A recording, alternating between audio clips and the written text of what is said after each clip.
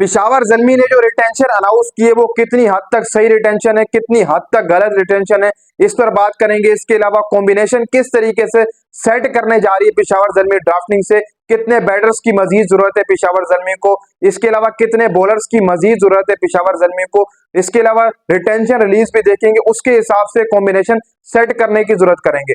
आप सबको मैंने कल बताया था कि वन बाय वन तमाम टीमों के रिटेंशन रिलीज देखूंगा, उसके हिसाब से फिर कॉम्बिनेशन एक नया तगड़ा और कॉम्बिनेशन आपको बनाकर दिखाऊंगा। तो सबसे पहले पेशावर ज़ल्मी से शुरुआत करता हूं, फिर उसके बाद आहिस्ता आहिस्ता एक एक वीडियो में डिटेल से बात करेंगे तमाम टीमों की। आज ही एक ही दिन के अंदर तमाम टीमों की ये वीडियो जो है बना लूंगा। तो पेशावर ज़ल्मी की अगर बात करें, सबसे पहले इनकी रिटेंशन देख लेते हैं।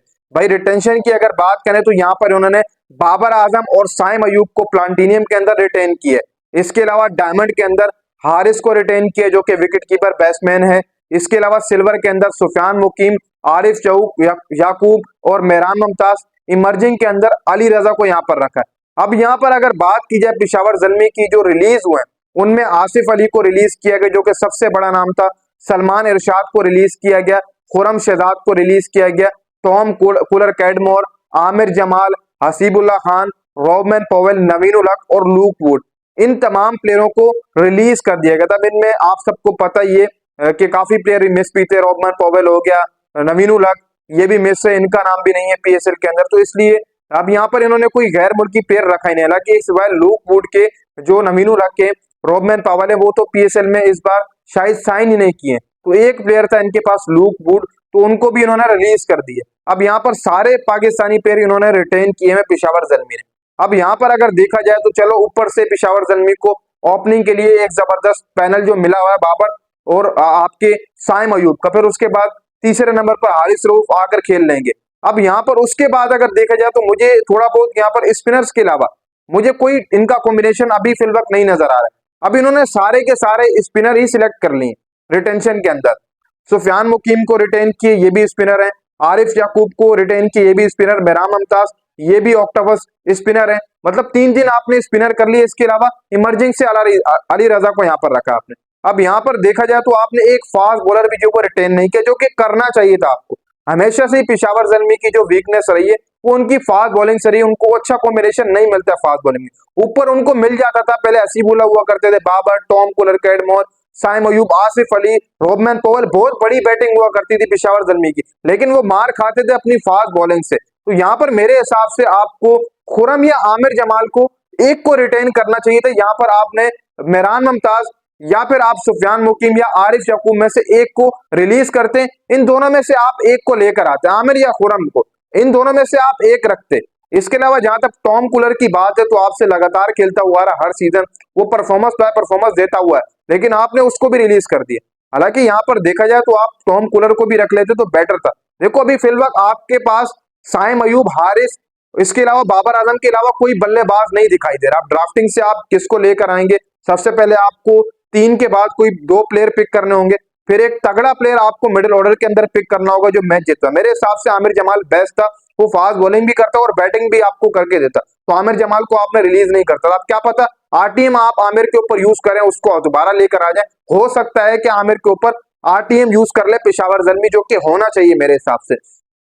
इसके अलावा अब आपको यहाँ से 1-2 प्लेयर मिडिल ऑर्डर के लिए सेट करने, बल्कि 3 प्लेयर आपको मिडिल ऑर्डर के लिए सेट करने पड़ेंगे, क्योंकि हारिस के बाद भी कोई और आकर प्लेयर खेलेगा। उसके बाद टॉम कूलर को आप करना चाहे आरटीएम उसको कर सकते हो, वरना आप ड्राफ्टिंग से जाएं, कोई और प्लेयर मिडिल ऑर्डर के लिए लेकर आ जाए। मिडिल ऑर्डर आपको मजबूत करना होगा। इसी के साथ साथ आपको एक की फास्ट बॉलर जो है यहाँ पर पिक करना होगा। की फास्ट बॉलर का मतलब ये है कि जो आते साथ पहले ओवर के अंदर विकेट निकालते। अब आप समझेंगे आमिर जमाल तो चलो खैर है, कोई बात नहीं, रिलीज कर दिया, खुरम भी रिलीज कर दिया, कोई बात नहीं, लेकिन अब आपने एक की फास्ट बॉलर पिक करना, जो कि बहुत परेशानी होगी पेशावर ज़ल्मी को ड्राफ्टिंग से। फर्ज कर लो टीम साउदी भी चला गया तो और पीछे आपको कौन सा फास्ट बॉलर मिलेगा? फिर आपको अपने पिछले साल वाले ही फास्ट बॉलर मिलेंगे। खुरम हो गया, आमिर जमाल हो गया, फिर आपने इनको आरटीएम से लेकर आना टीम में वापस। आप कितने आरटीएम यूज करेंगे? एक आधी यूज होगा, तो आमिर या खुरम को आप लेकर आएंगे। टीम साउदी है, आप उसके ऊपर नजर रख सकते हो, आप उसको पिक कर सकते हो। एक फास्ट बॉलर बेहतरीन है, आपको शुरुआत के अंदर विकेट्स निकाल कर दे देगा। तो यहाँ पर अब पेशावर ज़ल्मी को अगर देखा जाए तो सबसे पहले पेशावर ज़ल्मी को लगभग 4 मजीद फास्ट बॉलर की अभी जरूरत है। चलो 3 तो प्लेइंग 11 में, 2 या 3 प्लेइंग 11 में आप खिला लेते हैं, बाकी 2 या 3 बैक बेंचर्स भी होने चाहिए, जो कि जरूरी होता है। अब यहाँ पर पेशावर जलमी को सबसे पहले 3 या 4 फास्ट बॉलर की जरूरत है और 2 की फास्ट बॉलर की जरूरत है, जो कि शुरुआती ओवर्स कराए, जिनका स्विंग भी होता हो, वो जरूरत है। फिर 2 और फास्ट बॉलर की जरूरत है। इसी के साथ साथ स्पिनर्स आपके पास मौजूद है, 3 स्पिनर, सुफियान, आरिफ याकूब, मेहरान आपके पास मौजूद है, आपको स्पिनर्स की जरूरत ही नहीं है। इसके अलावा मिडिल ऑर्डर में आपको कुछ प्लेयरों की जरूरत पड़ेगी, जैसे कि टॉम कूलर की जगह आपको कोई और लेकर आना पड़ेगा, आसिफ की जगह कोई और लेकर आना पड़ेगा, इसके अलावा पॉवेल की जगह आपको कोई और प्लेयर लेकर आना पड़ेगा।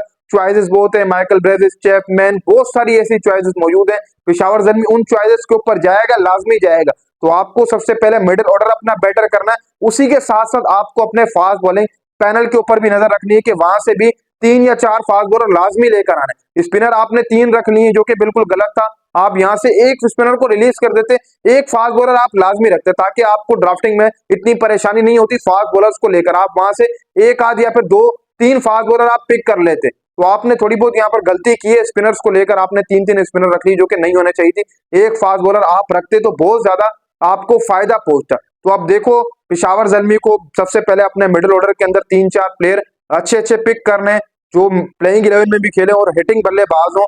एक प्लाटिनियम से आप कोई बड़ा प्लेयर पिक कर लें, उसी के साथ साथ डायमंड से भी आप इधर उधर छाटी मार लें, वो पिक कर लें। फिर एक आध पाकिस्तानी भी आप रख लें। फहीम अशरफ के ऊपर अगर इस्लामाबाद आरटीएम यूज नहीं करती, तो आप फहीम अशरफ को आप लेकर आ सकते हो, एक फास्ट बॉलिंग भी लड़का करा कर देगा। फिर बाबर आजम के साथ फहीम अशरफ के अच्छे ताल्लुकात हैं, तो दोनों एक ही टीम में खेलेंगे तो बेटर रहेगा। अगर इस्लामाबाद फहीम पर आरटीएम यूज नहीं करती है, तो फिर पेशावर को चाहिए कि यहाँ पर फहीम को वो पिक कर लें, फहीम को लेकर आ जाए अपनी टीम के अंदर, उसको टारगेट कर लें। मिडिल ऑर्डर में फास्ट बॉलर भी आ जाएगा, बैटिंग वाला भी आ जाएगा। फिर आपको नंबर 4, नंबर 5 पर 2-3 और 3, मेरे हिसाब से 3-4 बल्लेबाज और फिक्स करने पड़ेंगे। 2 या 3 प्लेयर आप गैर मुल्की पकड़ लें, 2 या 3 प्लेयर आप पाकिस्तानी पकड़ लें, जो मिडिल ऑर्डर के अंदर खेलेंगे। आपको ओपनिंग के ऊपर कोई ऐसा बल्लेबाज पिक नहीं करना है, क्योंकि हारिस भी ओपनिंग कर लेता है, बाबर, साइम, तीनों ओपनिंग कर सकते हैं। तो इनको ओपनिंग की टेंशन नहीं, इनको मिडिल ऑर्डर की जरूरत है और फास्ट बॉलर्स की जरूरत है। ये मिडिल ऑर्डर के लिए प्लेयरों को टारगेट करेंगे, उसी के साथ साथ फास्ट बॉलर्स को ये टारगेट करेंगे। पेशावर जलमी का मैं आपको अभी से बता दूं, मिडिल ऑर्डर के प्लेयरों को टारगेट करेंगे, इसी के साथ साथ फास्ट बॉलर्स को ये टारगेट करेंगे, बस। इसके अलावा और उनको कोई जरूरत नहीं है। आपके जो ऊपर टॉप ऑर्डर के अंदर नंबर 3 पर खेलने की बैट्समैन की जरूरत नहीं है, ओपनिंग बल्लेबाज की उनको जरूरत नहीं है। बाबर, सैम, हारिस हैं, ये तीनों ही ऊपर खेलेंगे। उसके बाद आप 3-4 प्लेयर मिडिल ऑर्डर के लिए लें, फिर 3-4 फास्ट बॉलर्स आप ले लें। स्पिनर्स की आपको यहाँ पर बिल्कुल भी जरूरत नहीं है।